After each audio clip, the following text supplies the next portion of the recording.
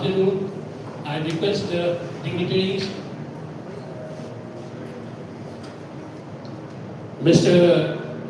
Sabyasachi Hajara, please take a seat, sir.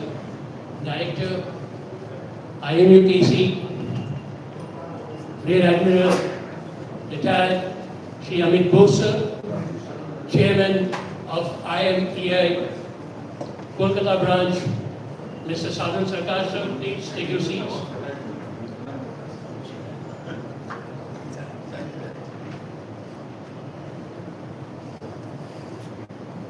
Once again,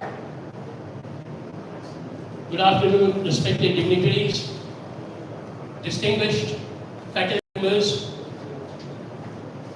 colleagues, and dear cadets.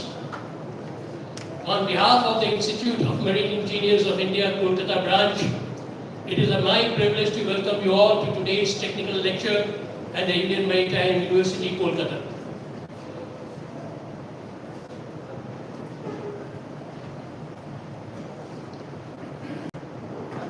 We are particularly fortunate today to have with us a very distinguished personality from the Indian and international maritime industry, Mr. Sabyasachi Hajara. For those of us associated with the maritime profession, his name requires very little introduction. He is one of the most respected figures in Indian shipping and a recipient of the Varna Award, regarded as the highest recognition in the Indian maritime sector. Mr. Hajara's professional journey is remarkable, not merely because of the positions he has held, but because of the breadth of knowledge and experience he has accumulated throughout his career.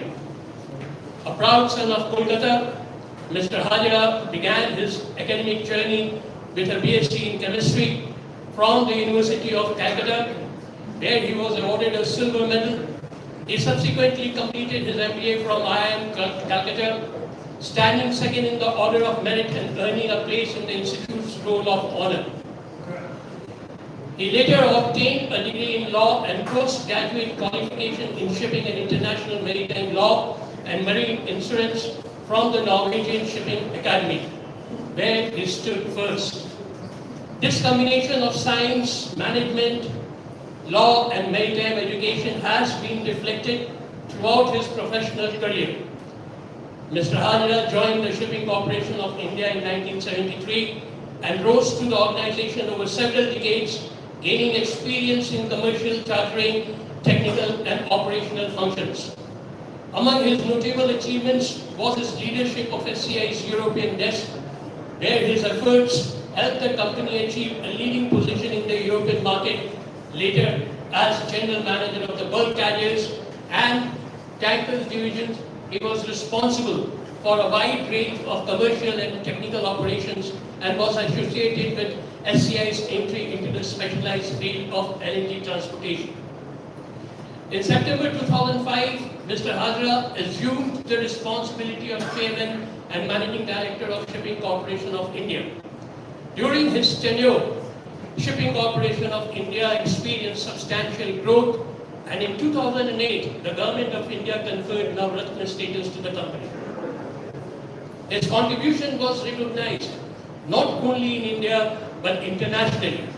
He was included among the top 100 influential personalities in global shipping by both TradeWinds and Lloyd's List in 2010, 2011 and 2012, and was the only Indian to feature in both rankings during those years. His contribution to the maritime sector has extended well beyond SCI.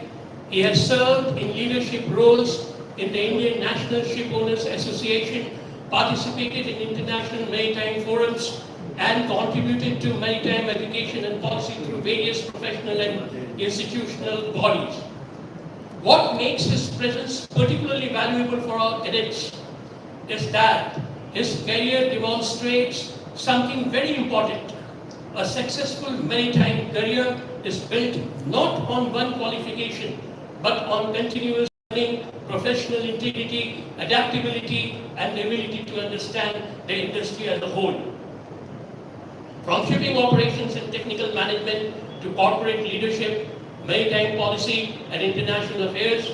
Mr. Hajara's experience covers virtually every dimension of the maritime businesses. Dear cadets, you have the opportunity to listen directly to someone who has spent decades at the highest levels of our profession. I would therefore urge you to listen carefully, not merely for the technical knowledge he will share, but also for the experience, judgment, and professional wisdom behind it. Sir, on behalf of the IMEI Kolkata Branch, I extend to you a very warm welcome. And I would request Mr. Sopan Saha to present him with the Uttudio and the bouquet.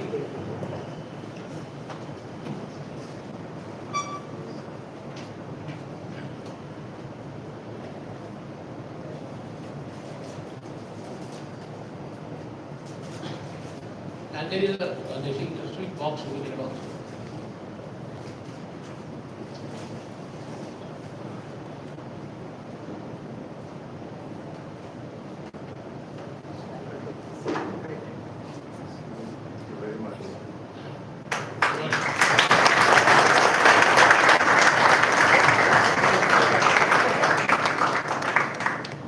Take it back.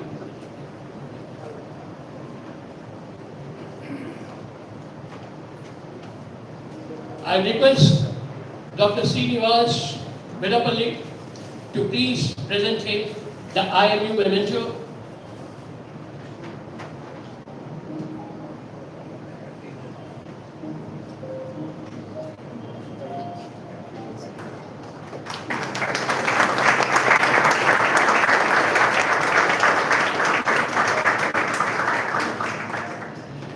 I request Mr. Ashok Kumar Barai to please present the bouquet to the Director, IMU KC.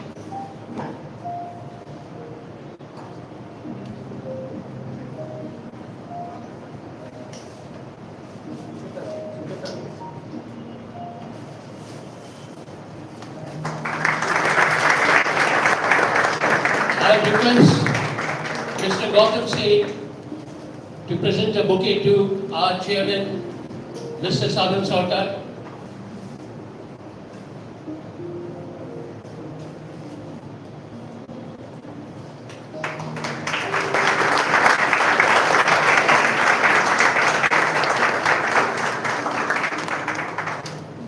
We will start the ceremony with lighting up lamp and Saraswati Vandana.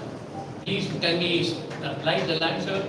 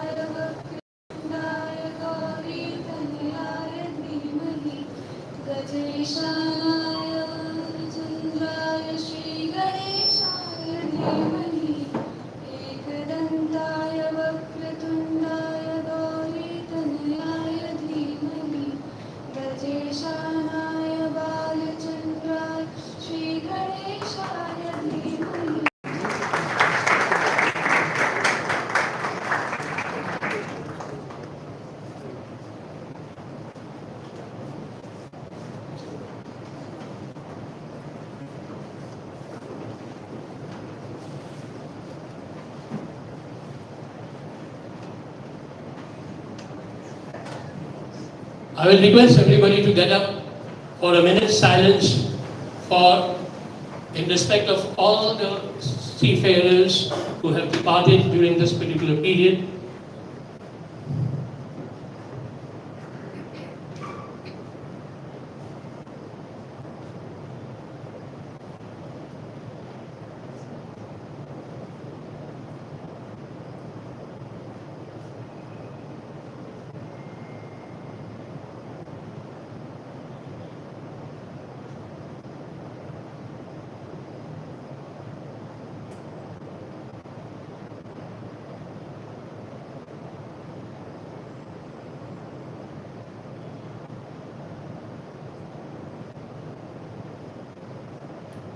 thank you all. Please sit down.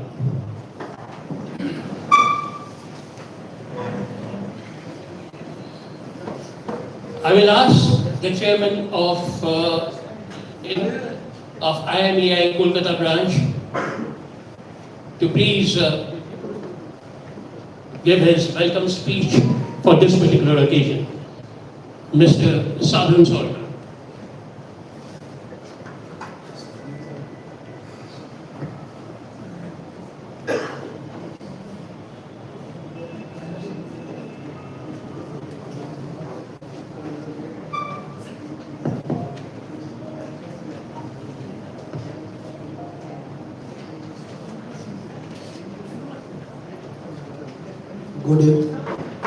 Good evening, rather I will say good evening, afternoon, whatever is convenient. Respected Shri Hajara sir, respected Rear Admiral Amit Bose sir, the campus director of IIM Kolkata Campus, distinguished guests, respected members of the IMEI Kolkata Branch and EC, the faculty members from IMU Kolkata, cadets, and everybody, girl cadets. There are a lot of girls are here, I can see, because they have changed. I think there are a lot of girls nowadays joining, so ships will be performing better than previous days. They do the things nicely, always. I welcome you all again. First of all, I thank Almighty God, Varun Deva, for sparing us. Today there is not much of rain. Only in the morning there was little rain, but now it is dry, so that we can see that from all of you. This hall, though it is not a very big hall, but we have got the hall houseful. It is houseful. It is a happy moment for us, and I am happy that the distinguished members, honorable members of IMEI and the industry, they are considering this program, our program, so important that at this age also, most of us above 65, and we all at this age also we have come to listen to this lecture, because this is a rare occasion. Everybody do not get chance to listen to Mr. Hajara. Before me, my senior friend, colleague, is 2 years senior to me in DMAT. He passed out in 73, I did in 75. So he has given a very brief talk about Mr. Hajara. That is, that is quite official. But I know Mr. Hajara outside that also. And I'm lucky that I got that opportunity, because I joined the DMAT. I joined DMAT in 1993. And those days, the 93 when I joined, that time there was a lot of crisis of faculty. Today also, probably IMU has solved a bit, but today also faculty crisis there. But those days, that time Mr. Kishore was there, director. I joined during Mr. B.N. Bera's directorship, 93 I joined. So when Mr. Kishore was there, he used to invite Mr. Hajara. And Mr. Hajara was there in SCI, Kolkata SCI, and to give lecture on topics which generally marine engineers will not do. Okay? It is related to shipping, but it is not shipping, ship financing. Finance related to shipping. And that is what we have, all of us have come today. And we learn so much of technology and all this thing. And quite often I interact with our students Today only I was interacting with some people. So everything ends with the business.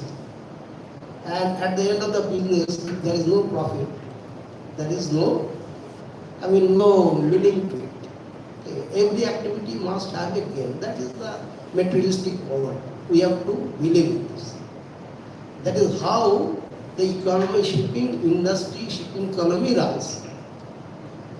I had one opportunity to listen to his lecture in SC auditorium, sometimes in 93, 94 it may be. And he was talking about, like government system of making financial help to the shipping companies and public accounts committee. That time I had this term public accounts committee. You want to get something out of government, any question. SCI was getting fund from government only.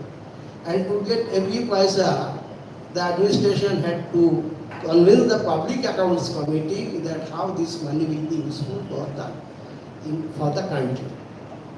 So like that many other things that day he told, and I was very much interested. I had the opportunity again to come in close interaction with Mr. Hajara when I got promoted and went to Bombay as deputy director between 2004 to 2007. After 2004, I think that is 2005-6, this activity for IMO formation became very strong. So, in 2004, before 2004 only, I think 2000, sometimes 2003 end, the DMET went under the control of Indian Maritime Studies, IIMS. And Mr. Hajara was one of the members of that IIMS committee. And as deputy director in Bombay, director from Kolkata also used to come. All the training institute heads used to go for meeting, and we had a lot of discussion. And we used to get a lot of advice from Mr. Hajara that how we can improve the performance of these four training institutes. That was a target, because before formation of IMU, we had to prove ourselves that we were competent. We could be self-sufficient. Okay, that we had to prove that we can be self-sufficient so that the government could convert these four institutions to university. And slowly in 2008, that IMU, that IMU Act came out, and we became a university. And after that, a lot of things went out. Even in those times also, Mr. Hajara used to be here with us. And we celebrated in the year 2009, we celebrated Diamond Jubilee celebration of DMT. And Mr. Hajara was one of the important, he was the chairman of the advisory committee, Central Advisory Committee, and we received a lot of guidance from Mr. Hajara. I consider myself to be lucky that I had chance of coming close to him quite often, because we used to have these board meetings often in the DG office. Mr. Hajara used to be, in spite of his lot of activities, he used to come and help advise the IIMS body, IIMS governing body, what is to be done, how we should work. So today, and all of you, many of you have got a chance to listen to him, but whatever he talks, your desire will not end. Like, we like to listen to him continuously for hours together. He himself is stock of information. I do not know how he remembers so much of things. So today, the cadets, my friends, all, I hope all will having the opportunity to listen to him, satisfy our need. What is our need? Why we have arranged for this lecture session? This is our policy, that we will be organizing lecture sessions to help the knowledge, transfer of knowledge from senior to juniors, cadets. As a part of that, we are organizing this. We all know that there is a war going for a long time between Russia and Ukraine. There is a war going for last about more than 1 year between US, Israel and Iran. War is good or bad? No, certainly bad, because what destroys? Lord Shiva destroys everything. But by destroying, he also creates opportunity for construction. The war also destroys and opens up the opportunities for growth.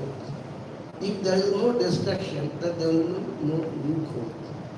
So this war between US, Israel and Iran, or Russia, Ukraine, and involvement of other countries indirectly, though they are not involved directly, indirectly, that is creating opportunity with the risk. This is a problem for the shipping companies. One of the most important problem is the Hormuz, Strait of Hormuz. That is, lot of ships are blocked in Persian Gulf, and the cargo transportation, particularly oil, gas, this transportation is being affected. And the effect, we all know, our oil prices, gas prices, everything has gone up. Our prices of commodities has gone up. But is that the only effect? How the shipping companies can get out of this crisis, and also out of the crisis, and at the same time make use of the situation, situation created by these two wars. So we will be listening, hearing from Mr. Hajara, and I hope he will do all the justice to us and to cadets. For cadets, one thing you remember, that only learning engineering is not your job. Okay. You all know, you all must have undergone these subjects like this ship management or economics and commercial geography. I do not know what is the name of that subject today. Syllabus must have changed. Economics, commercial geography. These are the things also you have to learn. And you have to learn, because don't be just a technical man, only a technical man. You have to be a commercial person also. You have to know finance. You have to know technology, so that you can manage a shipping company efficiently and effectively. With these words, I thank Mr. Hajara. I requested him only once. Earlier, when I had interaction with him, he said, I told him, sir, I have heard your lecture. I want to hear your lecture again. So that time only he said that he came with a request of Mr. Kishore. So I told him, sir, we look for a chance when you can come to IMU and speak to the cadets. This is particularly for the cadets that Mr. Hajara has come today. So you are lucky that he has considered your requirement more than ours. Thank you, sir, for coming. We will listen to you. Okay. Thank you.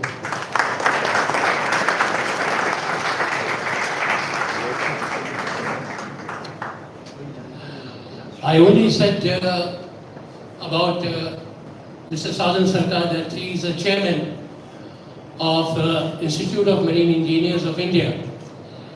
But I would like to give a formal introduction about him, that he graduated from the DMIT Kolkata in 1975, as he mentioned it. He obtained an extra first class certificate of competency from DOT UK in 1982. He obtained an MBA in Human Resources Management in 2001. He became chief engineer in 1981 and left sea service in 1987 after 12 years at sea. He has ended 6 years service in shore-based industry and 21 years of service in maritime education and training under TG Shipping. He also has 12 years of freelance educational service in his credit. He was director in charge, Mary, Kolkata and Mumbai. He has been actively participating in maritime activities in Kolkata. At present, of course, he's looking after the Kolkata branch of Institute of Marine Engineers of India. And thank you, sir, for the speech that you gave to the cadets. I hope they will learn a lot from it. And now I request Mr. Sabyasachi Hajara to present his technical lecture. Mr. Hajara.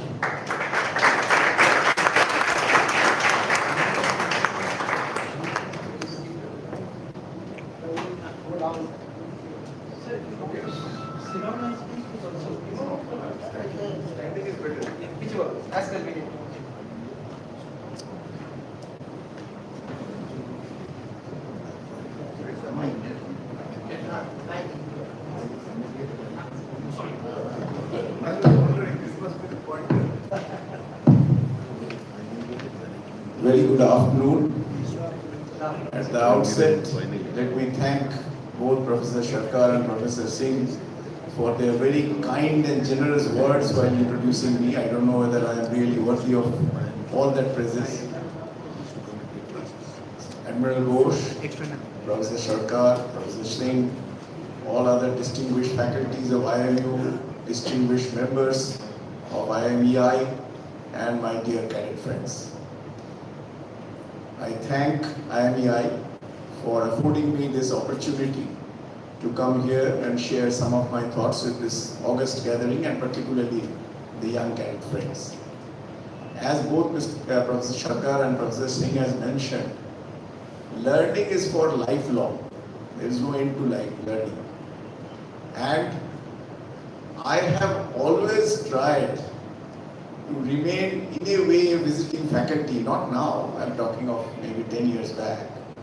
I have been a visiting faculty of Indian Institute of Port Management. As Professor Sarkar already mentioned, I suppose I am one of not too many non-engineers. I actually came as visiting faculty, but over 2 years, I conducted a number of sessions at the request of Mr. Kishore, who very genuinely believed that engineers should not be confined to only in the engine room. They must have an idea about the big picture of the business of shipping. Because after all, as we always say, shipping is a commercial activity, and ships are not meant to carry air. So obviously you must have some good idea about what is the shipping business all about. So I covered subjects like shipping economics, bulk shipping, container shipping. I mean, quite a few subjects I covered during my sessions in IMEI, in those days, DMET.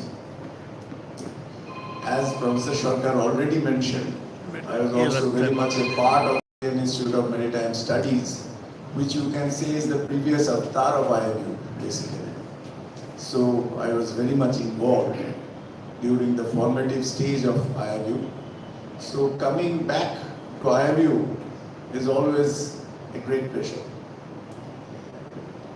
When Professor Sarkar requested me for this lecture, I was very hesitant. I told him that, look, I have become a very lazy person. I spend my time in golfing and singing. I am still board director of just 3 companies which have their quarterly committee and board meetings. But other than that, and other than being, chairman of couple of advisory boards of bodies like INMEX, which conducts the INMEX SMM in India and other conferences. So other than that, my corporate activities have become very limited. And I told him that anyone requesting me today for a long lecture, I normally turn down because I do not like to, go for PPT or anything at this stage. Okay, someone requested me for an inaugural address or valedictory address for 15 minutes, I just go and talk.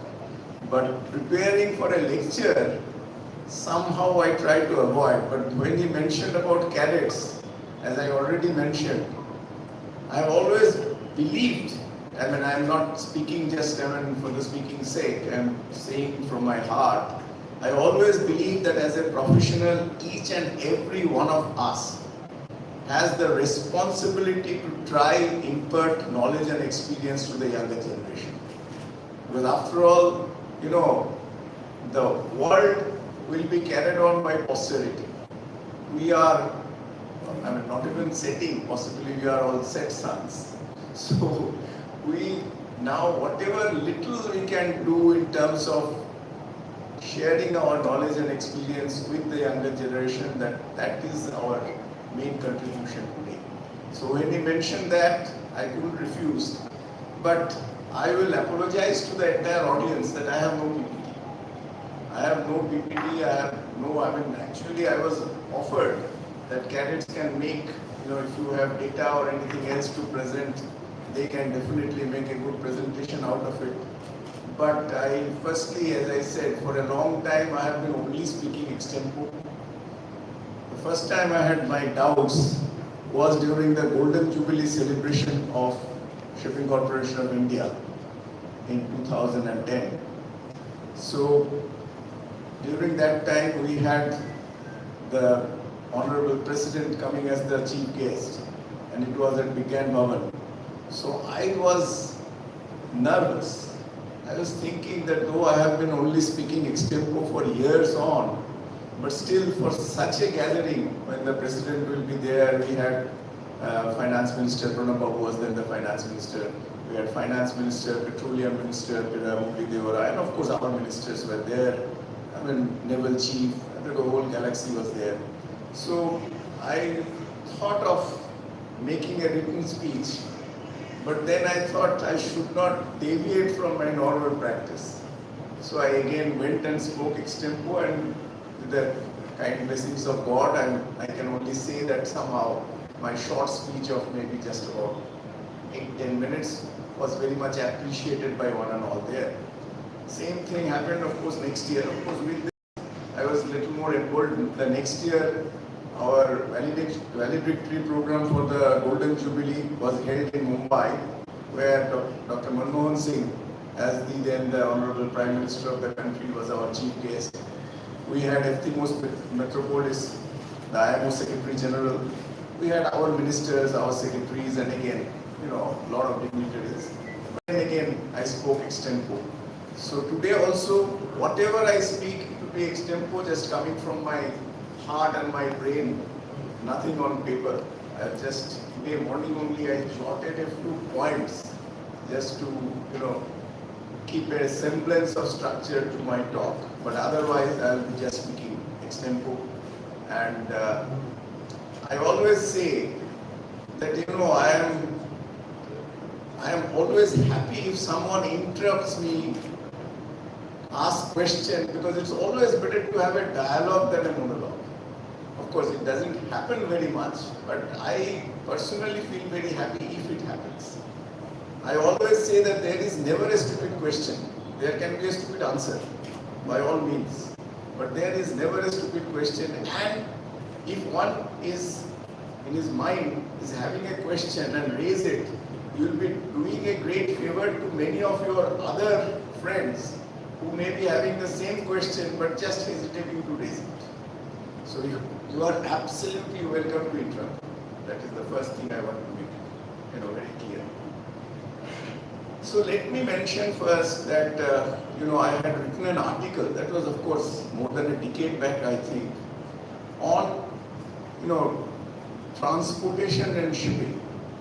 So while writing that article, I just thought about it, and I felt that mankind devised various modes of transportation primarily to explore the blissful wonders of the world. Trade and commerce and of course, as you all know, transport is the main link of supply chain. Without transportation, there can be very little trade and commerce. But actually that came next stage. First, mankind devised this different modes of transportation to explore the world, to explore the blissful wonders of the world. And till recently, maybe just about a few decades back, not even a century, the main mean of transportation for even passenger traffic was the sea. You know, when our parents, they all traveled to UK, in those days USA was not so popular, it was more UK. They all traveled by ships, they didn't travel by air. Today, of course, it's a completely different scenario. So the water transport has been the main means of transport, not only for the trade and commerce, but even for passenger traffic for centuries. Now only it has changed as far as passenger traffic is concerned. But as far as trade and commerce is concerned, as we keep always say with a lot of pride, that in terms of volume, 90% of the world trade is transported by the water transport, by the sea. And in terms of value, it will be close to 70% or thereabout. And India has always had an extremely rich maritime heritage. After all, I keep on repeating this. It will be repetition maybe to some of you here who have listened to me in past. I always say that it's a great pride for all of us Indians that India is the only country in the world after which an ocean has been named. There is no other country in the world after which an ocean has been named. It is the only Indian Ocean is the only ocean after the name of a country. So India has a great maritime heritage. While talking about the importance of shipping, importance of transport, we can definitely appreciate that if we think that all the main commodities of the world, in terms of volume, in terms of tonnage, the single most important product is the crude. Next comes iron ore. Thermal coal, coking coal put together is about almost at the same level as iron ore. So these are the main commodities which get transported across the world.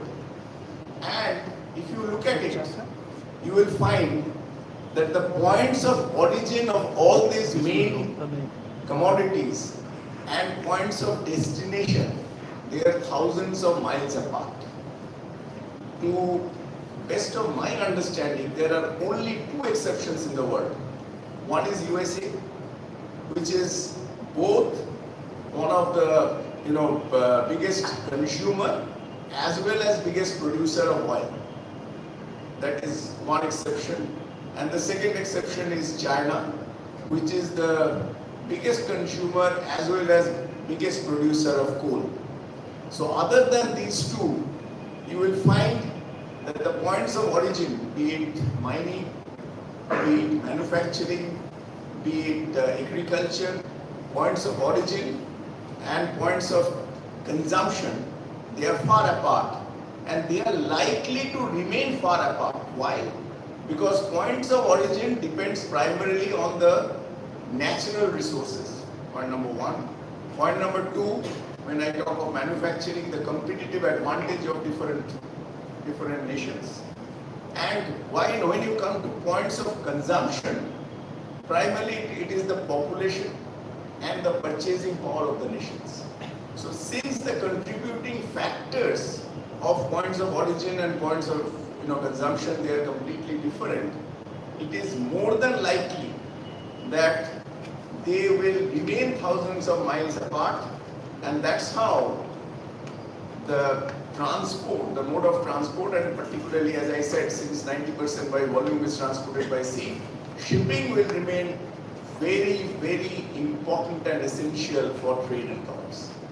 I used to tell all my good friends who were chairman or CMD, whatever may be the position, of various oil companies, IOC, BPCL, HPCL, ONGC, I used to tell them, and on the other side, on the dry bulk side, SAIL, so I used to tell them, don't consider us as mere service providers. Consider us as your partners. because but for us, you can never reach your cargo to the ultimate destination. And similarly for the refiners, you can't get your raw material, the crude, but for our help, the help of shipping. So this is something very important. Whenever I talk about any subject, and particularly today I have been given 1 hour, I am seriously worried how to spend that full 1 hour, with whatever. But I am saying, since a long period I have got the luxury of time. So whenever I talk, wherever I talk, 2 things I like to mention. One is the contribution of shipping, and second is the contribution of seafarers. Other than me, virtually everyone is either a past or a future seafarer, all of you. So, as far as shipping is concerned, I can of course start with, I already mentioned him in some other context, Eftimos Metropolis, who was the Secretary General of International Maritime Organization and a very good friend of mine. He was a very good friend of mine. So he came for our Golden Jubilee purely at my invitation. So anyway, as I was saying, he had a very, very famous quote, which is quoted very often even today, that but for shipping, half the world would starve, and even the balance half would not survive, they would freeze. Why? Because food grains, raw food, processed food, everything, 90% of it gets carried by the sea. So obviously if the food is not transported, then particularly those who are deficient in food, they would starve. And why the balance half would freeze? Because all the energy constituents, thermal coal, crude oil, LNG, LPG, all these are again transported by sea, mostly. So he used to say that half the world will starve and balance half will freeze. I, in my own limited wisdom, have added one more aspect to that. I have said yes, and just in case you sort of run your imagination wild and consider a state of affairs where there is present day volume of international trade but no shipping. So that means what has to be done? Everything has to be transported by aviation, road and rail. So I said that if that happens, not in a matter of years or even months, but in a matter of weeks, the world would become so polluted that human being would choke. Our mother planet Earth would become uninhabitable by the humanity. Because both in terms of carbon footprint as well as in terms of greenhouse gas emission, shipping is by far the most environmentally friendly mode of transport. I can't resist myself. I know, again, for a few of you, it may be a repetition of remembering one incident. I was attending a parliamentary committee meeting. The parliamentary committee was headed by late Sitaram Yechuri, who unfortunately is no more. He was again a very, I can say he was a very close friend of mine, at least. He used to be very friendly. And in that, I was there in the capacity of Chairman Shipping Corporation of India, but of course the shipping delegation was led by the Ministry of Shipping, Secretary Ministry of Shipping. That was Mr. Sinha, P.K. Sinha, who later on became advisor to PMO, and he was there for a long time, even first as CAPSEC and then as advisor to PMO. So Mr. Sinha was leading the delegation for the shipping, and there was Ministry of Aviation, Ministry of Rail, Ministry of Road Transport, all the ministries were there, because this was a parliamentary committee on transport. So during his presentation, the railway board chairman, Mr. Agarwal, he mentioned that railways is the most environmentally friendly mode of transport. I was sitting there and wondering how can he make such a statement. But I thought in any case, Mr. Sinha will make the presentation after him, so I'm sure he will mention something about it. Unfortunately, Mr. Sinha made his presentation without a single reference to that point. Then as it so happened, the parliamentary committee raised a question. And Mr. Sinha said, sir, Mr. Hajara, Chairman SCI, happens to be here. He is better placed than me to answer this question. So I would request the committee to permit him to answer instead of myself. So Mr. Sitaram yesterday looked at me and said, Hajara sahab, aap bataiye. So I said, sir, I will try to answer the question to the, to the best capability of myself. But before that, I crave the indulgence of the committee to mention one thing. My good friend, the railway board chairman, has mentioned that railways is the most environmentally friendly mode of transport. I would like to correct him. All over the world, it is, there is no debate. It is universally recognized that shipping, water transport is the most environmentally friendly mode of transport. I mean, railways may be, we may be about 1/3 more, better than railways in terms of carbon footprint. We must be about maybe 5 times better than road and at least 80 times better than aviation. But even for railways, they are not the best, we are definitely better than them. So anyway, as I said, our generation, we have a responsibility to the posterity to see that we do not leave the world in a far more polluted state than how we were born, because then posterity will never pardon us. And one of the best ways, I'm bringing in, I'm deviating now at the moment from the international shipping to domestic. One of the best ways for a country like India, where today barely 6-7% of the domestic freight get carried by water transport, with inland water and coastal shipping combined. Coastal shipping, I think, carries about 330 million tons, and that is also, I think, more than 3 times that we used to carry just about 5 years or 10 years back. Coastal shipping carries about 150 million tons, which is more than double what we used to carry 5 years back. So, but even with that, we carry barely 6-7% of domestic freight transportation. And one of the best ways to reduce pollution is by changing the intermodal, mode of transportation, changing particularly road transportation.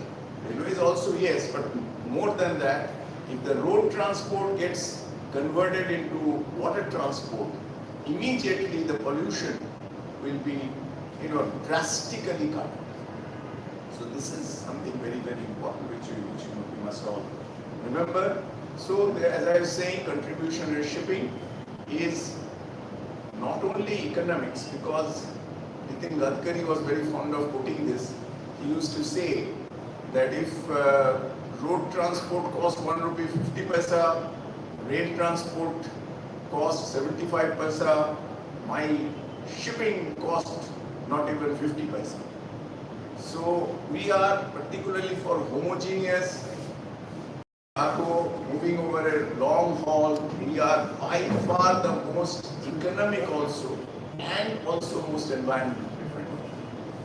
I will tell you one thing. When I started my journey in shipping, of course I am talking of prehistoric days, 1973. So in 1973 we were taught that the shipping freight constitutes close to 40% of the landed cost for low-valued cargo like crude oil, ore or coal. Today that has come down to maybe 6%. So this is one of the biggest contribution of shipping, because the commodity prices have gone up on one side, whereas through economy of scale and other technical improvements, the cost of shipping has come down. So what was 40% at one time has come down to 5-6% today. So this is one contribution, and the second contribution, as I already mentioned, is that of the pollution, both carbon footprint and greenhouse gas emission. Coming to the contribution of seafarers, this of course was realized, really well during the time of COVID, when the entire world almost came to a standstill, but still none of the bazaars all across the world went dry, because shipping continued their service unabated. And while we owe a large debt of gratitude to all frontline workers, all of them, municipal workers, government workers, banking workers, all of them who despite their sufferings and difficulties continued the operation during COVID, I think we definitely owe the maximum debt of gratitude to seafarers, because they did it being thousands of miles away from their family and friends. Particularly in the initial stage of COVID, many of them did not even know how their near and dear ones are faring with COVID back at home. But still, they maintained the shipping service. Some of them continued sailing for more than a year at a stretch, because then signing on, sign off was a huge challenge during the COVID days. So seafarers, but for seafarers, I always say, but for seafarers, the world would come to literally a standstill, because commodities will not be ferried across the world. It is shipping which, I always say, because as I said, that 90% of the volume gets carried by sea. So it is the international trade which boosts the economy all over the world, and it is shipping which propels or engines the growth of the international trade, thereby the world economy. So we, as you can say, as members of the shipping fraternity, we can have tremendous pride in ourselves that we are doing a great service to the world. Unfortunately, this is not recognized. Seafarers get criminalized, they are abandoned. No one really, thinks of seafarer, unfortunately, because we have failed. We as ambassadors in the shipping profession, we have failed in projecting this contribution to the world at large. So we must continuously do it. IMO does it, of course, to the best of their ability, but every shipping forum must keep on propagating this awareness amongst the general public at large, that since ships are out of sight, they should not be out of sight. Let me talk about the geopolitical scenario which has been touched upon by Professor Sarkar already. Both the Baltic Sea problem because of the Russia-Ukraine war, as well as Strait of Hormuz. Strait of Hormuz is one of the most important waterways in the world. More than 25% of gas, more than 20% of crude oil products, more than 20% of containers, they all move through that particular narrow channel. So Strait of Hormuz has created a tremendous problem. Of course, earlier we had this problem between Israel and Sudan, and there also we had this Gaza that problem. So because of that, a lot of traffic was moved away to Cape of Good Hope. But that, as Professor Sarkar said, during COVID as well as during these wars, many shipping companies actually gained a lot, because in terms of ton miles, in terms of tons, world seaborne trade will be somewhere around 12 plus billion tons, maybe 12.6, 12.7, whatever is the latest figure. But in terms of ton miles, because the average haul is close to 5,000. It was 4,700 or something, but because of these deviations and all that, it has now exceeded 5,000. So in terms of ton miles, the world seaborne demand is now maybe 65 to 70,000 ton miles. So definitely, in terms of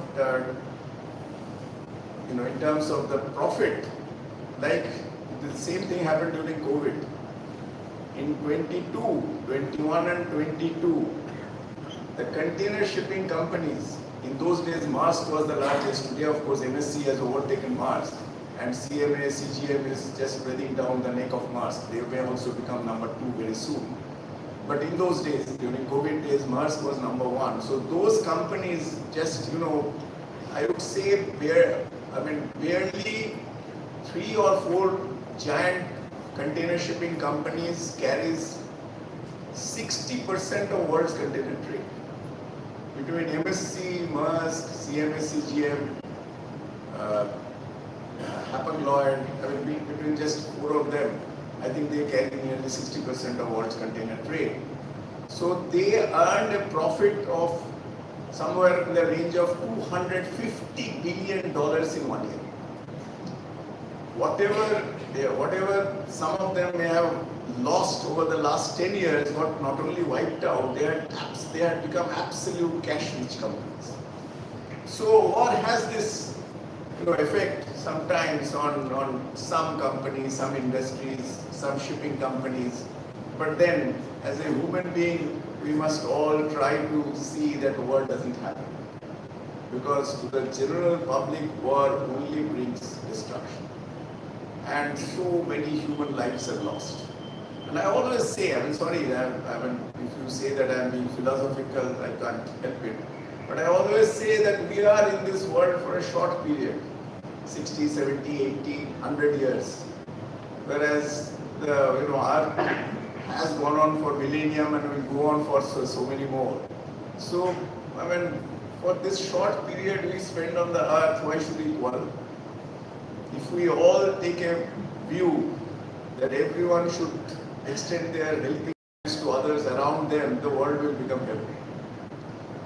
Anyway, so coming back, for shipping, India not only has a great maritime heritage, but it has tremendous potential also. Because for shipping, 3 things are most important, which can be expressed in terms of 3 C's, capital C's. One is, of course, capital itself, fund. The second is cargo, which is very, very important. But for, as I always said, that but for cargo, there is no point in running a ship. And the third is competence. If you look at the world scenario, you will find we are today the second largest provider of seafarers to the international fleet. I think we and China, in terms of number of seafarers, we are at the same level. But China has a far bigger domestic fleet. So their Chinese selling on international fleet is comparatively lower than Indians. So of course Philippines is number 1, we are number 2. We have little over 300,000 seafarers, active seafarers as on date. So, and Indian seafarers, matter of great pride for all of you, both as navigators as well as engineers. Indian seafarers are considered to be second to none. They are considered to be best in the world. In terms of ship management, if you look at Manila, if you look at Hong Kong, and of course if you look at Mumbai, you will find that the world's ship management companies are mostly manned and driven by Indians. So there is no lack of competence. After all, as we always say, shipping is no rocket science. So we have absolutely no dearth of competence. Indian EXIM trade will be somewhere around 800 million tons or thereabouts. So it will be about maybe 6 to 7% of the world trade. Whereas we have less than 1% of the world fleet. Our fleet today stands at about 16 million GT, 27 million deadweight, which is less than 1% of the world fleet. So having 6-7% of cargo, we contribute only less than 1% of the fleet. So we have a tremendous potential because we have competence. Capital is very, very fluid. Wherever business is there, capital will flow from anywhere in the world. So capital is no constraint. We have all the 3 C's. Unfortunately, both our commercial as well as financial regime are not really conducive to shipping. I will not go into details of that. I remember my very good friend Kanu Sheth. He is exactly 20 years older than me. So today I am 73 plus, I will be 74 soon. So Kanu Bhai will be 94 soon. He still is non-executive chairman of Great Eastern, the second largest shipping company in India, only next to SCI. So Kanu Bhai talked of a dirty dozen, which became very famous at that point of time. That means we have some 12 taxes. Despite introduction of tonnage tax, we have so many other direct and indirect tax, which most of the world, 95% of the world fleet operates from regime where all these taxes are either zero rated or exempted. Unfortunately, we do not have a level playing field when it comes to the financial regime. And somehow, despite the efforts of subsequent DGs and other MMDs and others, still our commercial regime is not, for ease of doing business. We talk of always ease of doing business, but for that we are nowhere as good as Singapore and or many other regimes. So these are things, if we can really manage, I'm sure Indian shipping has great prospects, because we have the cargo, we have the competence, capital will be no constraint. We have less than 1%. Our aim, the maritime, what they call Maritime India Vision 2030, talks of making India among the first 5. Today we are, I think, 16th or 17th in the world ranking in terms of tonnage.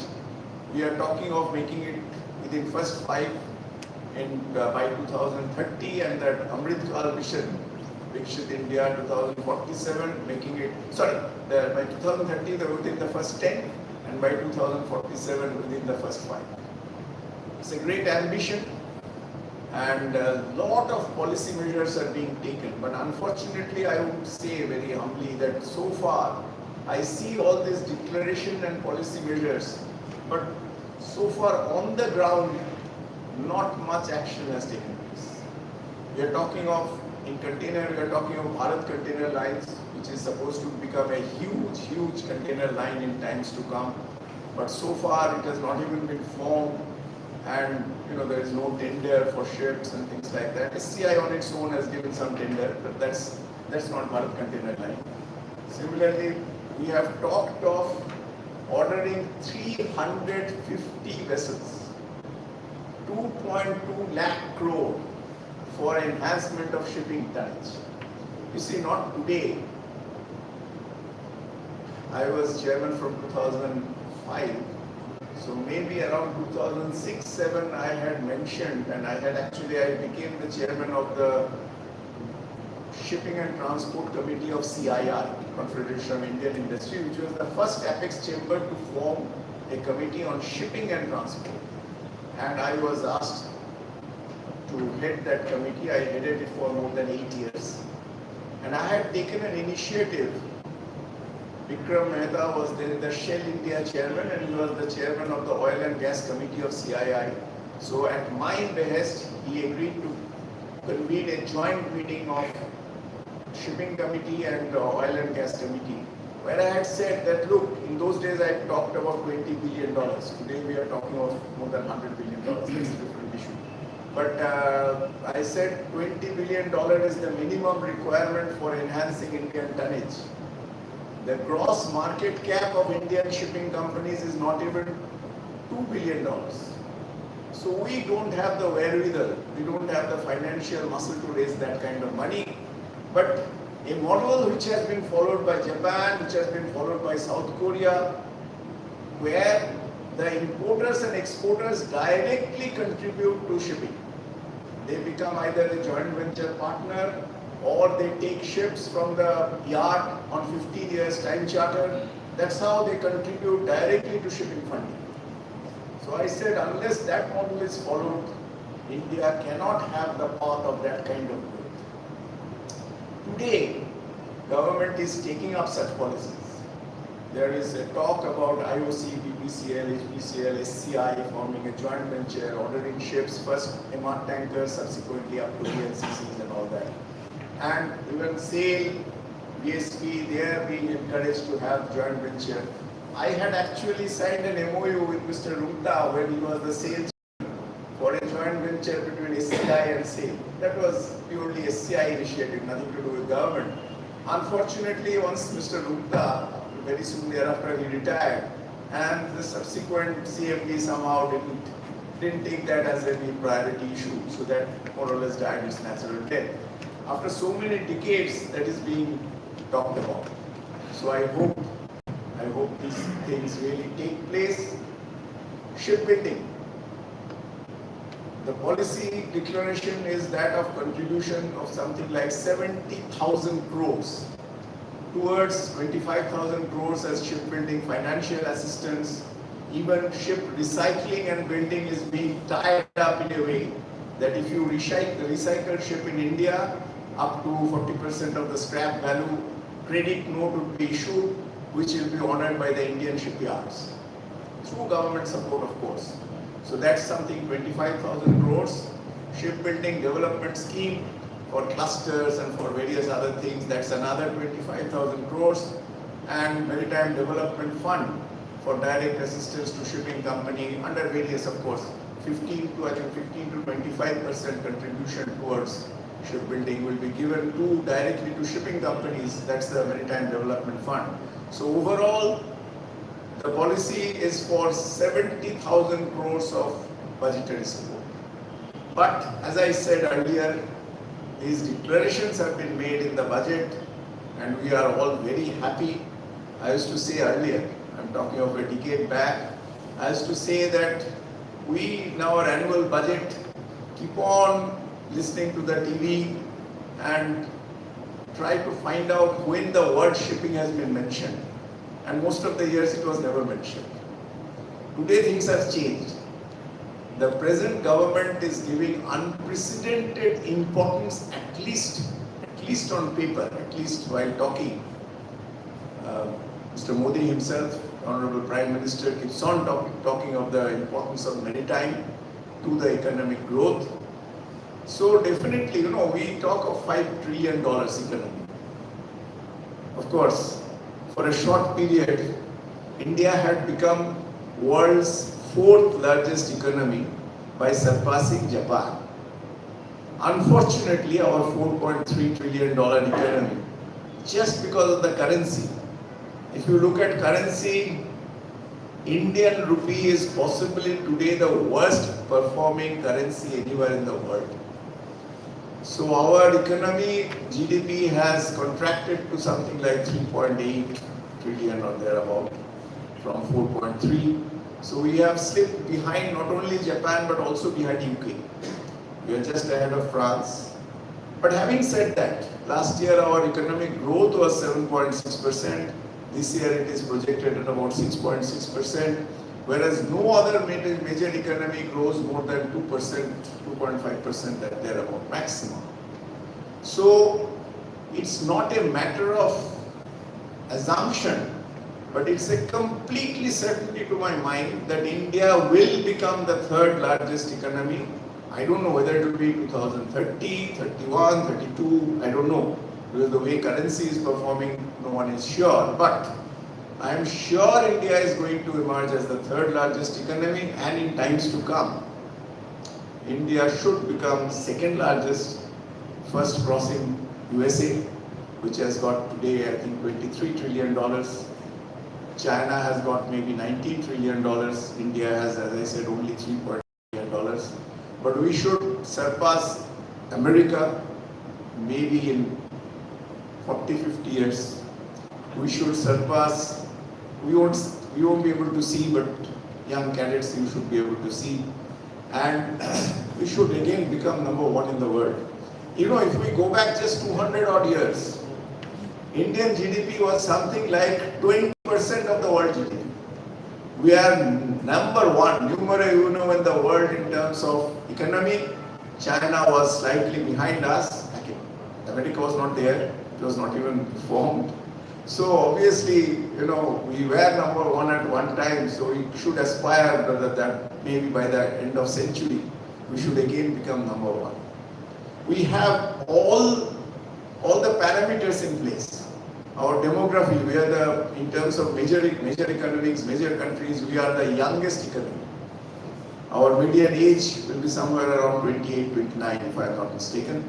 So we are the youngest in the world, and while we have 16 or 17% of the world population, if you look at the working population, which is between, let's say, somewhere between 18 to 60 or 65 in today's scenario, I think Indian population will be doubled. I mean, I don't have a figure, I have not come across, I have not gone to ChatGPT to find out. But I think working population wise, Indian population will be close to double that of actual population of 16-17%.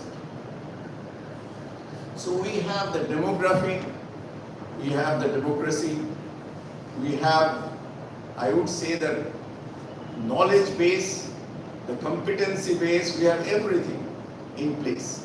As long as we can carry on with the reforms, I am sure India is bound to not only grow, bound to grow by leaps and bounds. And you see, our philosophy is fantastic. All what Prime Minister keeps on talking, Vishwaguru and Vasudeva Kutumbaya and all that. We want to do good not only to our country but to the world at large, because that's the only way that any country can prosper. You cannot live in isolation. You cannot, live in an ivory tower. You cannot consider that only India will progress. Nepal, Bhutan, Bangladesh, Pakistan, none of them will progress. They will, go back further. Only we will progress. That never happened. If India has to progress, the world has to progress. So we must all try for the entire world, not only for our country, but absolutely for the world. We should work for the good of the entire world at every stage, wherever it is possible. When I talked about policy reform, another very important thing has been done, which we have been asking for decades. Ships above a certain size has been declared as infrastructure. So definitely shipping companies today are aided to approach the infrastructure fund. So that's again another very good move. I remember having talked to Mr. Chidambaram in those days. He was the finance minister, a shipping delegation led by our minister. I was very much a part of that. So we definitely, pleaded for shipping to be given the infrastructure status. But unfortunately, while shipbuilding was given that status, shipping was not, which has happened only very recently during the last budget. So this is again another very, very good policy move and should definitely help shipping going. The other very important thing, as I mentioned, is that of environment. Today, for any conscious global citizen, environment comes on the top of his mind, because unless the environment is protected, there can be no progress of humanity. The economy, the entire society, humanity, everything will suffer. So fortunately, shipping is also taking in the right earnest all the policy measures, green shipping policy, green ports policy, green fuel policy. All of these are being adopted. As you very well know, earlier we used to only have heavy oil and diesel oil as the main fuel. But today we are talking of ammonia, methane, hydrogen. Of course, hydrogen is a little more difficult, and we are talking of all green ammonia, because it makes no sense. Like even I say many a times that EV, the electrical vehicles, EV cars, they are not of much use if you produce your electricity in a way which is more polluting. Like once I remember, I had a discussion. I was the vice president of ISF, Indian Shipping Federation, which has now been merged into ICS, International Chamber of Shipping. So I had a detailed discussion with the chairman of ICS, and I had mentioned that, look, today we are talking about renewal of tonnage. Now, renewal of tonnage is always good, but if through renewal you add to the pollution by building a ship, then it's a moot point whether the lifespan of an old ship which is yet to complete its economic age, just because it is considered to be less energy efficient, you scrap that ship and build a ship. But in building that ship itself, you cause massive pollution to the environment. So it has to be many a times we don't take the full picture, the big picture. We only consider a certain part of it. That's not correct. So one has to see the EVs are good, definitely, because diesel is far more polluting. But at the same time, the electricity generation should be green electricity. That's when we really, gain. Coming to a little bit of maritime training, I have been, of course, involved. I was not only involved in IIMS, but I was very much involved in LPS, Chanakya, virtually all the important DMT I already talked about, all the important institutions. India, I would say, is one of the best countries in the world for maritime training. Despite the costs having gone up relatively very much compared to in our days, but still it is definitely one of the cheapest in the world. And we provide the best quality maritime training. That is the reason why Indian seafarers are considered to be second to none. And I was, of course, lucky in the sense that during my time, that maritime training got opened up. My very good friend, unfortunately, is keeping very poor health, Danny Joseph, P.T. Joseph.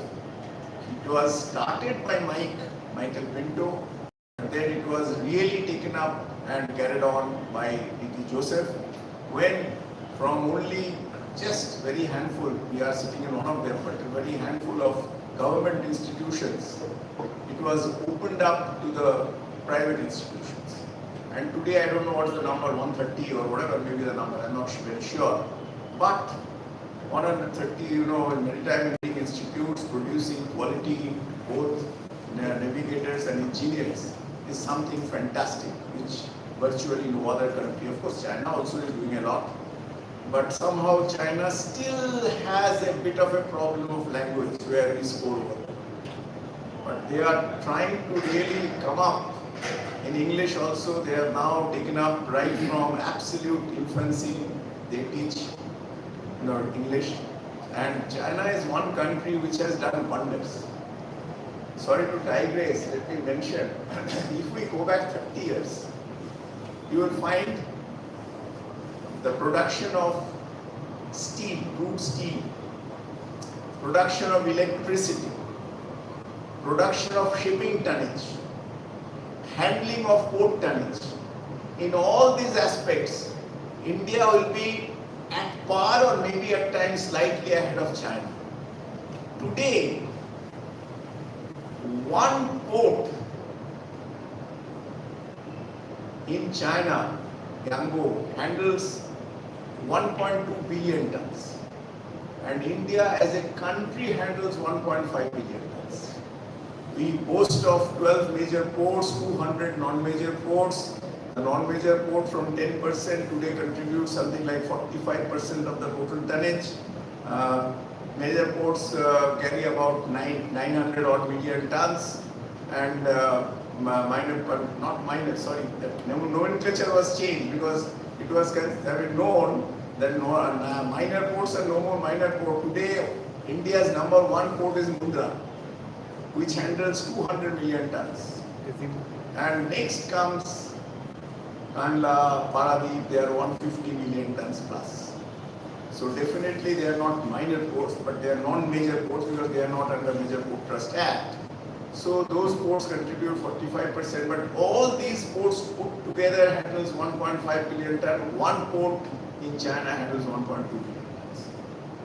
Out of first 10 container terminals, 10 container ports, 6 are based in China, on the first 10. Out of 20 ports in terms of volume, 16 are based in China. So China has gone, thousands of miles ahead of us. Of course, now they are facing moderate rate of growth compared to their earlier growth, but still in absolute terms, they are still far ahead of us. So that's why I said it may take us a century at least to catch up with them. But nevertheless, I think with all our systems, if we can put it in place, we have the potential. Steel, out of nearly 2 billion tons, China produces 1 billion tons. India has a capacity of 300 million tons, producing about 200 plus million tons. Electricity, our 5-year plan, what we decide to increase our generation power, China does it year after year, every year. So they are far ahead, but nevertheless, I think we have all the potential to, really catch up with them. While I talked about Indian shipping and its contribution to the economy, let me mention about a study. Unfortunately, this was done, long time back. If I am not mistaken, this was done somewhere when the tonnage tax was introduced 2004. So just before then, this was done by the Retd at the behest of INSA, Indian National Shipowners Association, and they came up with figures that every GT of Indian tonnage, the gross value added to the country's economy is about $50 for every GT. And 1% increase in the Indian tonnage contributes something like 0.0065% of the national economy. Now, when you are talking of $4 trillion economy, 0.006% is a huge amount. Shipping has one of the highest multiplier effects. Shipping, shipbuilding, these have one of the maximum multiplier effect. So definitely today, let me mention, in 80s, Indian bottom, Indian tonnage used to carry close to 40 to 44% of India's export trade. Today it carries barely 6 to 7%. And that also because the crude, even now India has slightly better proportion of carriage. Indian bottom carries maybe 10% of Indian crude requirements, which is about 200 plus million tons a year. So that is why the overall it is about 6%. In terms of container, in terms of dry bulk, it is absolutely minuscule. It is pathetic. So definitely India is paying close to $75 billion of freight to the international shipping companies every single year. $75 billion of freight is going out of the country. And again, another study which was conducted again long time back showed that every dollar of freight earned by an Indian shipping company, out of that, nearly 67 cents get plowed back in the economy. What's various things, Indian seafarers' wages, taxes, so many things. It gets plowed back in the economy 67 cents. Whereas that same $1 being earned by a foreign shipping company, Maersk or MSC, barely 10 cents get plowed back into India. So if that $75 billion of freight, even out of that, 20%, 30% we can bring it back through increase of tonnage, the effect of India on Indian economy will be absolutely fantastic. So I think the policymakers, after a long time, at least since independence, I should always say, sometimes when you used to talk about coastal shipping, some of the consumers used to say, the actual cargo user, that door to door, the road transport or rail transport becomes much cheaper for us. If we carry the cargo by ship for a certain part of the voyage and then have this cargo handling at both ends at the ports, which are not cheap, and then balanced by the other mode of transport, the overall cost works out to be higher. I used to get very, very angry. Of course, I never expressed it, because since independence, if you see, every year through budget, India has invested hundreds of thousands of crores for building the infrastructure of road and rail. But not even 5,000 crores ever got, now they are doing, not talking of today. But since independence, the investment into inland shipping, coastal shipping has been pathetic. If you build the infrastructure, I'm 100% sure if the industries clusters come up across the, because India has, we used to talk of 7,500 kilometers, now it is talked of 11,000 odd kilometers because they have taken the Andaman thing as part of it. I mean, there's no reason why we should not take, but that's how suddenly, the first time I heard, I was surprised. How 7,500, which we have been talking for decades, how it has suddenly become 11,000. Then it was explained that because we have taken that Andaman, route as a part of our coastal thing. So that's why it has, as I said, we have 11,500 plus kilometers coastal. We have 16, 17,000 or more of inland waterways. Actually, there used to be mainly, just 1 and 2 national, waterways, 1 and 2. But today we are talking of 100 plus waterways. So I think I have almost taken my time. I will just mention a couple of small things because I did not really touch them. I have talked of shipping, I have talked of port, I have talked of shipbuilding. I have not talked of ship recycling at all. Ship recycling, India today fortunately is number 1 in the world. We have surpassed Bangladesh, we have surpassed Pakistan, and we have become number 1 in the world. We are the only country in the world which has 100 plus yards which are Hong Kong Convention compliant. And for the first time, we are also having just a few so far European, standard compliant yards in India. So I think ship recycling, which is actually, people talk of it as a polluting thing, but I say ship recycling is actually a huge move towards environment conservation. Because if you get scrap steel, then you don't have to use, the coking coal and other things to develop, for steel building. You can build steel from scrap, which is far more energy efficient. So ship recycling, India has become number 1, and I hope we maintain this number 1 position for long, and we have more shipyards which are European standard, because after all, a lot of European ships are likely to be scrapped in the years coming. So I think I have more or less covered the points which I wanted to cover. I am absolutely ready to face any question. As I said, so far it has been only a monologue. At least through questions or comments, we can have some dialogue. So I'm sorry, as I said, I don't have any PPT, I don't have data to present, but nevertheless, I hope from my just a very short experience of little over 5 decades, I've been able to share something with you all. Thank you very much.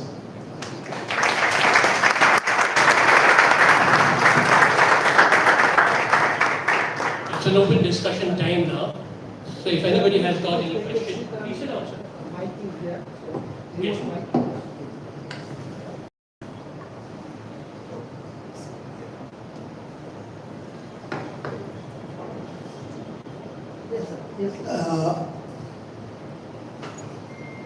Good evening, P.K. Bhattacharya.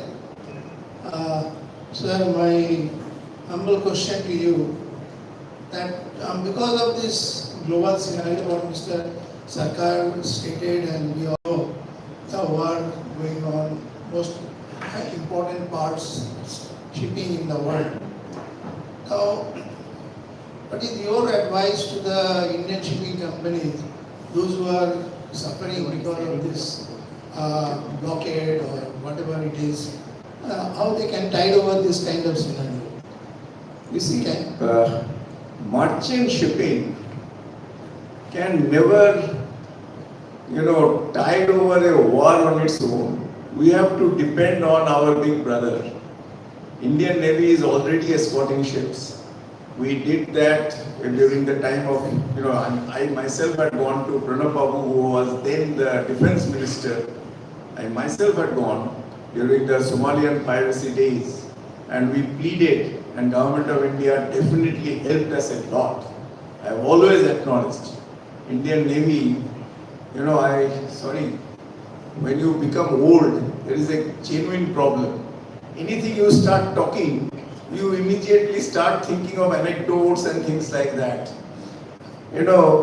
We had 3 very senior naval persons heading our organization at the helm of SCI.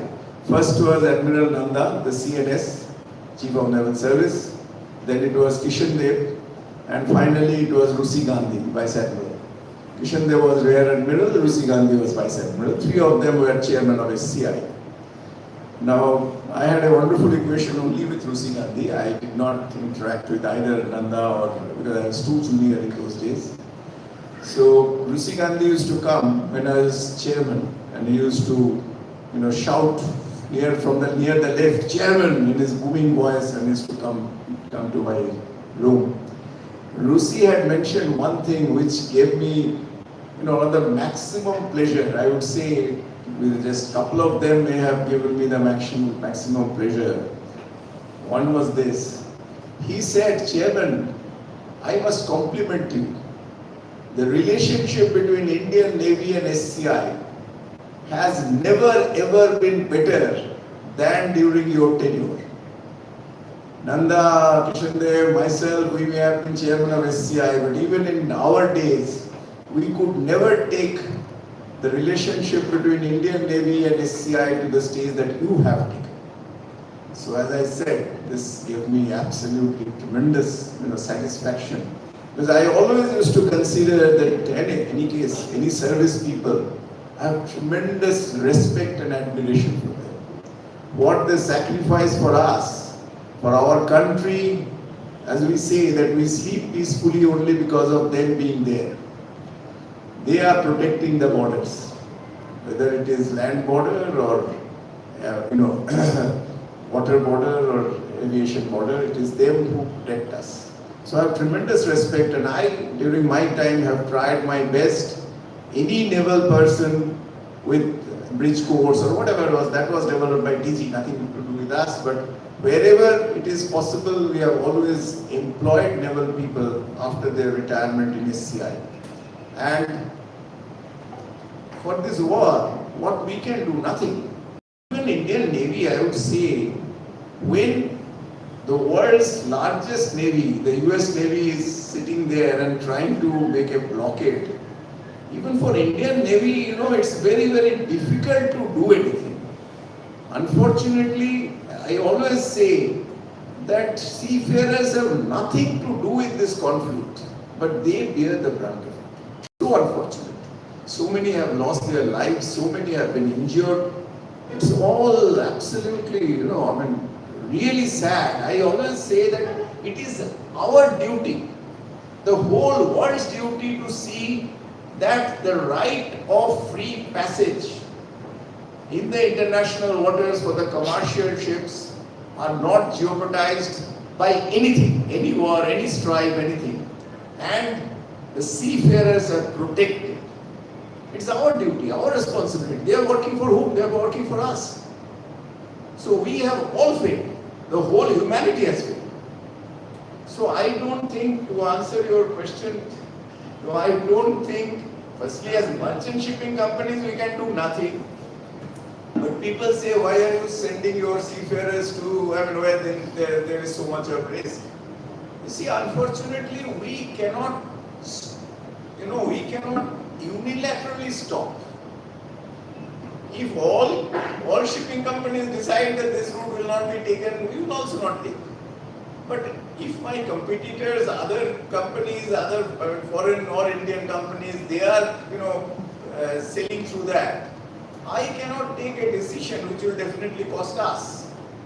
I always say that we cannot be singled out. Once, again, no relationship, but once CBC came and said there is so much of speed money being paid in ports and so much of corruption, you should immediately stop. I said, look, at the end of the year, I'll be compared with Great Eastern, with so many others, Synergy, Seven Island, whoever is the Indian owner. And then nobody will say that because I said that there will be no speed money paid. Firstly, we never paid speed money directly. We used to have all-inclusive contract with our stevedots. Stevedots paid speed money. It's not that we didn't know. Of course we knew. But that became the norm. So everybody is paying. I said you cannot, the same thing I mentioned earlier also, you cannot leave an ivory tower. I cannot make to suffer economically and all my competitors will prosper. I cannot do anything on my own. I am just a mere company. I may be a part of the government, but I am nothing but a commercial company. So same thing, as a merchant shipping company, we cannot take a decision that we will not send ships. Let others send ships, we will not send ships. What will we gain by that? The other shipping company will earn the freight. Whatever little towards the Indian economy was coming by the freight we earned as SCI also would be lost. So I think we can follow all the best practices, we can liaise with any of the navies available there. We are having continuous dialogue with Iran, which is a very good thing. Iran had permitted Indian ships to sail far ahead of almost any other. India and China, they really made it a point to help their ships to pass by.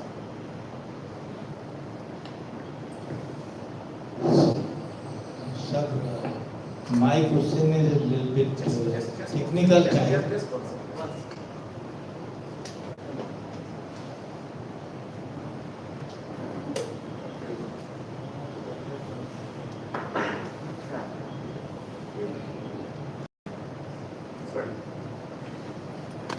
So my question is that at the moment I am working as a technical advisor of a ship repairing company called Tara Marine Syndicate Private Limited. There we are involved in ship repairing. I used to be involved in training also with Anglo Eastern. And where we have to repair ships, we are also coastal vessels. And I have some doubts about the surveyor's requirement, which is there in Indian Register of Shipping overseas versus your coastal surveyor's requirement. Because recently we had a chance to do some changes of fuel tanks. The vessel was carrying diesel oil to heavy oil. And the first thing when I asked them, what about heating? What about the pour point of the oil? The CEO of the coastal company said that we'll cross the bridge when it comes. So we just want to, I particularly want to know that when we are doing something about quality, how to maintain that quality? Is there similar rule in inland water or IRS is different? I don't think I am the right person to answer, but of course both for NCV as well as for coastal, the standards are not exactly the same as that for the international ocean going ships. And DG Shipping have formulated this RSV and many other policy measures, because the coastal shipping operators very strongly pleaded that if all the international rules are made applicable, then coastal shipping will not remain economically viable. See, at the end of the day, everything is economics. Unless you make a service economically viable, I know safety is paramount, I have no doubts in that. But then we have to follow a standard which is, as I say sometimes, when the city of Mumbai or city of Kolkata got flooded with rains which were first time in 200 years, I would say that you can't build a system which can tackle a calamity which happens once in 200 years. I mean, it's almost impossible because it is not cost efficient. You can say that human life is above all cost. I will not deny, I will agree with you, but at the same time I say that you cannot build a standard which is, which is in a position to face any foreseeable situation. It's almost impossible to do that.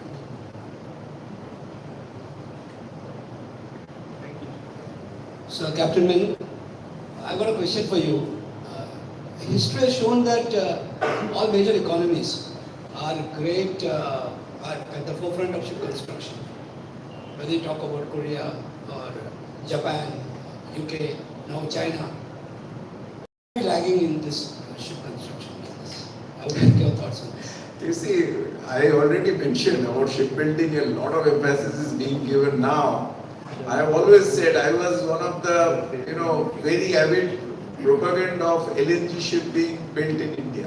It never happened. But I said if India can send its rocket to Mars, I mean, why can't we build LNG ship? There is absolutely no reason. Let me tell you, I have had direct interaction with Clipper chairman, the German company Clipper. They had got a couple of ships built in Cochin shipyard, and during one of the ceremonies, I think naming ceremony or whatever, I was invited by the then, I think Janardhan was then the CMD of Cochin shipyard. I got invited, so I went. So he said, I have got my ships built in China and I have got ships built in Cochin. I have absolutely no hesitation to admit that the quality that I get from Cochin shipyard is better than China. But unfortunately, we haven't been able to deliver ship in time. That has been one, huge factor against Indian shipyards. Because our systems, what happens in India, I have heard directly from not one, more than one, our superintendents who have gone to visit ships in dry dock in China. There the workers are sort of, paddy field workers, young boys, they are just taken from them and put there. And they are sent on cherry picker and all that, even without harness and without any safety. A person falls dead, he just falls from that into the hold and dies. His body is just taken away. The work doesn't stop for a minute. In Indian port, if there is an accident leading to loss of life, the work comes to a standstill for 24 hours. I will not make a value judgment. I will not say that is bad, because human life has a different value in India than in China possibly. But the fact remains that because of our unionization, because of our systems, we have failed in delivering ships in time. We have run into cost overrun, and all these things have retarded the growth of Indian shipbuilding. I am always an optimist. I hope things will improve. I hope whatever they are saying, first 5, first 10, even if it doesn't happen, but we will definitely move up the ladder, and India will definitely there to where today we talk of 30,000 CGT or something. We are supposed to go in by 2030, where we are supposed to go to 500,000. Whatever it is, I am sure Indian shipbuilding will come up. And clusters, cluster concept also is being taken up, which is absolutely vital and essential for shipbuilding. I'm sorry, due to lack of time, we cannot take any more questions now. But I am sorry that not a single question has come from the cadets. I would have loved to at least answer a couple of questions from the cadets. We will take one question from the cadets. No, two hands have raised, both of them should be asked to answer. Excuse me, sir. Good evening. I'm Cadet Shri Yadav, roll number 0616. I'm a second year cadet of this prestigious university. So my question is, what's your point of view on marine mining? Like right now, we have seen that cobalt and lithium are advancing from the seabed of many oceans, and as we have seen that it is also more sustainable and also less pollutant from regular mining that will happen in Africa. It's also child labor free. So what's your point of view on this sea mining, sir? No, this is the new technology. This is the future. And all these concepts are there. And plus, we are even before this, we are talking of coal bed methane and so many other things. And we are talking about, instead of uranium, using thorium. All these are bound to happen. They are good for not only our country, but good for the world. And this will happen, but it will take its own time. For last 20, 30, 40 years, we are hearing that oil will run out, fossil fuel will not be used. Now, while the percentage of renewable energy is definitely creeping up, there is no doubt about it. Solar, wind, nuclear, everything is, increasing. But I had maintained some 20, 30 years back also that you are saying oil will run out. That is based on today's technology. But as we progress, we will go deeper and deeper into the sea and we will get, offshore oil and from much, lower, mines. So obviously oil has not run out. In my opinion, oil and coal will be there. I am making a prediction with, very comfortable because I won't be there. I am sure it will be there for at least another 50 years. So, fossil fuel has been the most important energy source. Maybe 30 years hence, it will not remain so. It will definitely come down in importance. But it will be another 20, 30 years when coal and oil and gas fossil fuel will still remain the most important energy supply. And all the new technologies we must, embrace wholeheartedly. But obviously it will take time for them to really be so substantial as to replace the current energy consumption. About the electric cars, that we as Introduce yourself. the sustainable. Identify yourself first. Sorry, sir. Good evening, sir. Myself, Cadet Nikhil Verma, roll number 10515. Sir, as you stated that if we produce electric cars, then we don't use renewable energy resources like hydrogen fuels and all. And if we use other fuels, then they create a lot of pollution. So what is your point of view? Is it possible to just combat this traditional cars and then overcome this? No.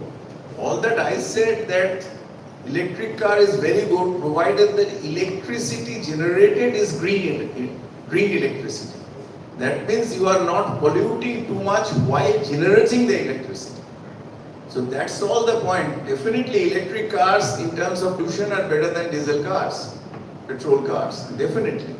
But what will be ideal is to have the electricity itself be green electricity. That's all I said. Thank you, sir.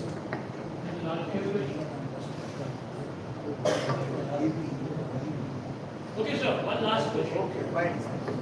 Good evening, sir. Myself, Cadet Piyush Kumar.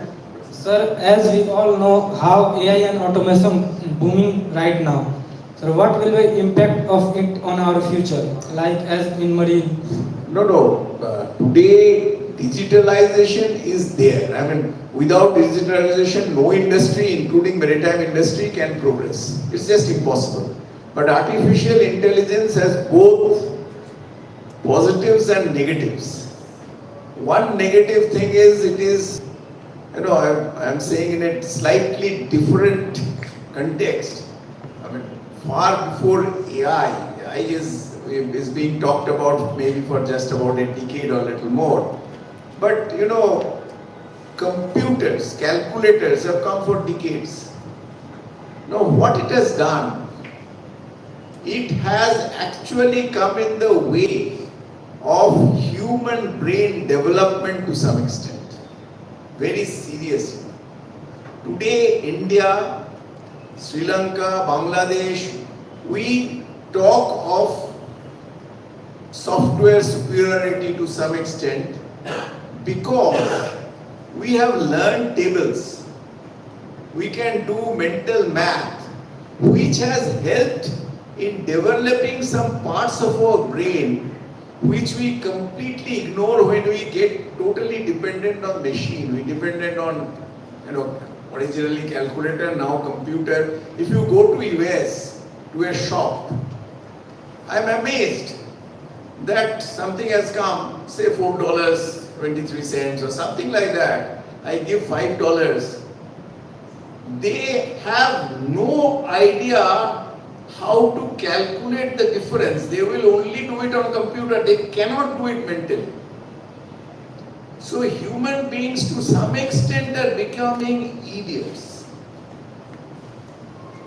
Doctors, because of their over dependence on pathology, they are completely losing their diagnostic capability. Completely losing it. So definitely AI is good. If AI is used the right way and the human creativity and human brain development can be kept intact simultaneously with AI, then AI will do wonders. But people are talking, I am no expert on AI, but people are talking of AI developing its own intelligence beyond what is being fed to it and taking control over the world. I don't know how far that is practicable, or true. I have no one to comment. But because of all this, there are very, very serious researchers, absolute top professors who are now, taking serious, speaking serious words of caution against AI. That AI being used indiscriminately will create absolute havoc for the human society. Thank you, sir.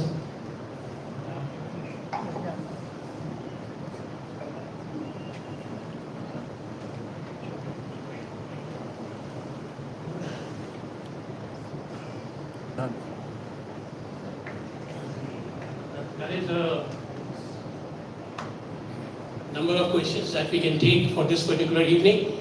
It was very kind of you, sir, for answering all of them. And I hope people will have understood exactly how this particular world runs as far as shipping is concerned.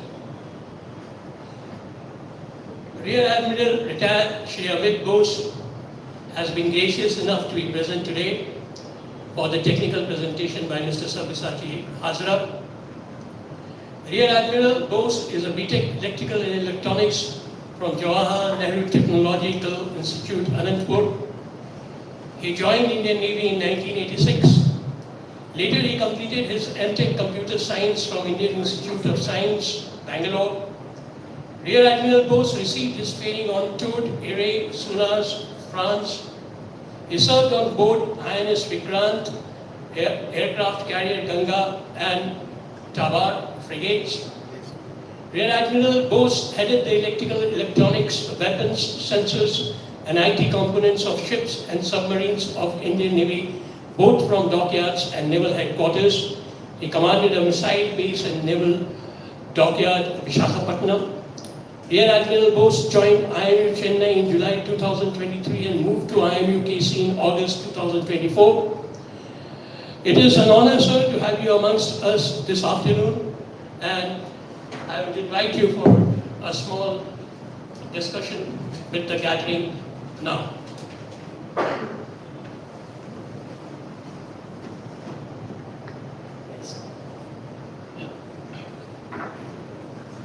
Sabyasachi Hajara sir, it's been an honor to hear you. Today in the forenoon session, I was talking to one of our faculty, Mr. Shri Bose. He happened to hear your talks and he was gaga about you. And every word that he says has proven true. He still says that way after you left SCI, maybe more than a decade, people still talked about the way you worked at SCI. And the reputation that you carried, I think it is very evident. Thank you for accepting the invitation of IMEI and for us, for the cadets here to have this good luck to hear you again. I'd just like to give a few examples from the Indian Navy. Again, shipbuilding, shipping related thing on the maritime domain. And if you look at the history of the Indian shipping, Indian naval shipping, amongst the three services, I think I'm proud to say that the Navy took on indigenization way before the other services took on indigenization. The first Indian naval ship was built in our own shipyard here, GRSEs, in the 1970s, INS Ujjain. And thereafter, progressively, we have made improvements, we have made incremental contributions from within the country rather than importing systems from outside. So while shipbuilding is just not about hull, the shipyards, whether it is GRSE, whether it is MDL, HSL in Visakhapatnam, Goa shipyard in the GSL in Goa, Cochin shipyard, the L&T at Hajara as well as Katupalli, they've all been manufacturing and building ships. We have come a long way, and ships which earlier used to barely have about 15 to 20% of indigenous components, today we are at the level of 90% in hull and about 70% in onboard systems. Yes, we still lack certain critical systems which we import, but there is a focus towards indigenizing them also. I think even for the commercial shipping, we need to take a look at indigenization. So while the port and the shipbuilding per se is being given focus, which has been rightly brought out, they are given only very lately. So we have missed the initial bus, just like we missed the industrial revolution. We were way behind. Even in the maritime domain, we have missed the bus. We are now in the catching up mode, and we got to catch up fast. The ancillary industries, the supporting industries, the need for R&D. Today, like just now a student asked about AI and data analytics, these are things which has to be developed in-house. You cannot rely on a product which is the latest state of the art. No community, no country will give you that product readily. If you have to give somebody something, you will not give the best of your product. You will give the second generation or third generation product.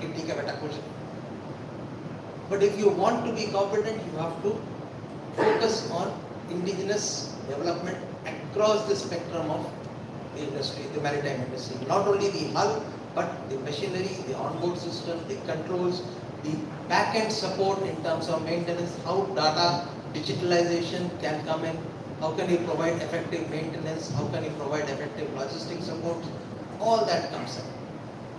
So as young brains, young future mariners, don't confine yourself, and as rightly brought up by so many alumni and senior people here, don't remain focused only on your marine engineering. That is not your, should not be your perspective. You should look much beyond what is marine engineering and no end to learning. Unfortunately, I was hoping to see more final year students here. They are the ones who have gone through 3 years or 4 years of school studies. They would relate more to what is being talked about. For the youngsters, yes, it is an exposure, but most of it might go over their heads. It's for the seniors who should have been here. Anyways, the next time I think we will try and address this particular lacuna. Unless you start appreciating the need for increasing your vista or the window of knowledge, don't think that this is going to take you very far. You've got to keep learning, not only in the maritime domain, in the basic marine engineering, but across the spectrum. We have here Captain Menon, who is here, is from the deck side, part of IMEI, Marine Institute of Marine Engineers. At his age, he is willing to learn something new. Take cue from such people. May not be your main bread and butter. But so what? There's no harm in learning. Seco. It is not going to cost your shirt off your back.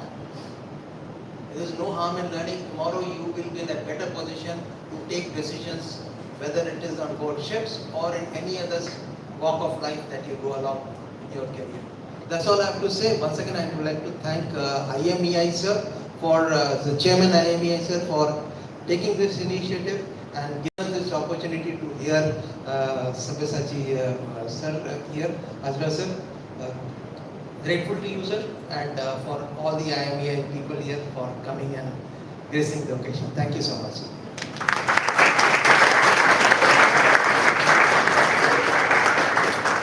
Thank you, sir, for your. Just one small comment, I mean, supplementing what Admiral said just now.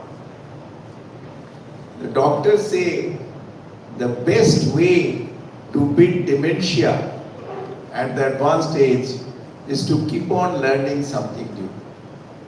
I mean, I am now not relating to you. You have decades and decades to go to that stage. But since he said that, I got reminded that one of the best ways to beat dementia is to keep on learning things new. Then you keep your brain active. Dementia never attacks you.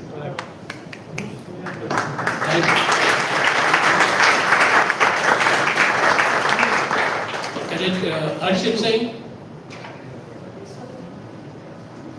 Vote of thanks. Yeah.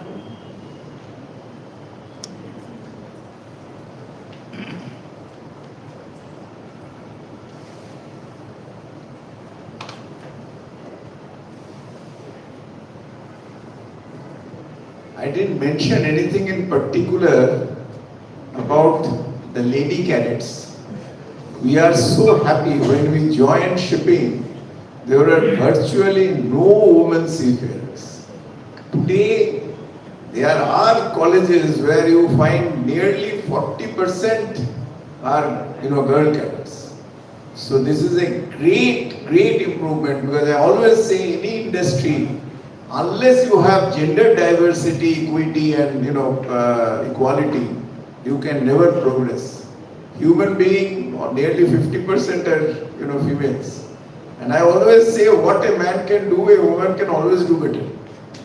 So I am very happy that at least a few girl cadets are here. Sorry, I should have specifically mentioned that. It omitted my mind.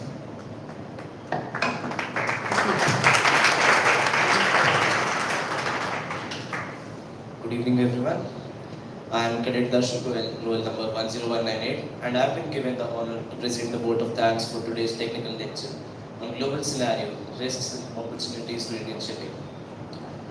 I would first like to extend my gratitude to our esteemed speaker this evening, Shri Sabyasachi Hajara sir, former chairman and managing director of Shipping Corporation of India, for being here with us today.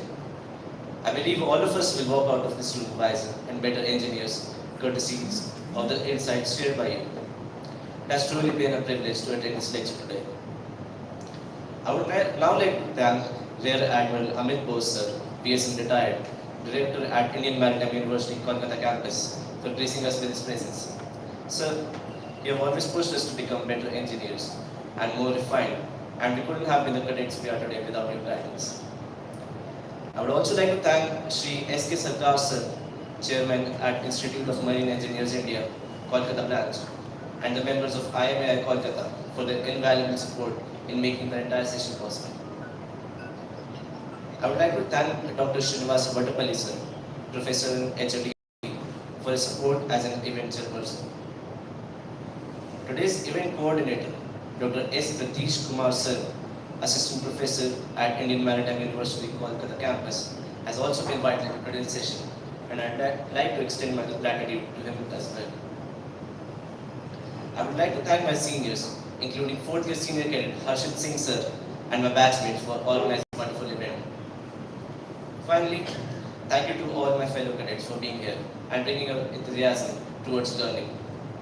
I would like to remind you that it is sessions like these that teach you what books won't and turn you into the finest marine engineers you could possibly be, like the ones this campus has been producing for the past 77 years.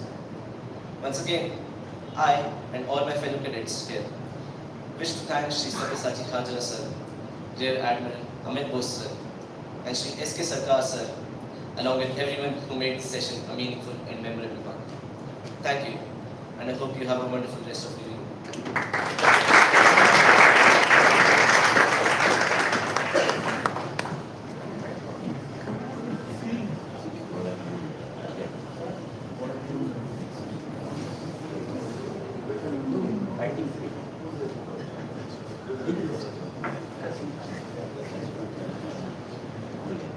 So I would like all the guests to please go across the corridor.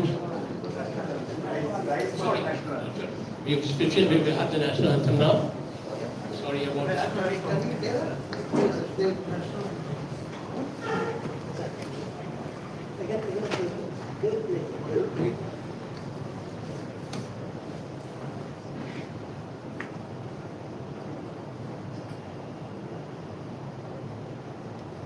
जनगण मन अधिनायक जय हे भारत भाग्य विधाता पंजाब सिंध गुजरात मराठा द्राविड़ उत्कल गंगा विंध्य हिमाचल यमुना गंगा उच्चल जलधि तरंगा तव शुभ नामे जागे तव शुभ आशीष मांगे गाहे तव जय गाथा जन गण मंगल दायक जय हे भारत भाग्य विधाता जय हे जय हे जय हे जय जय जय जय हे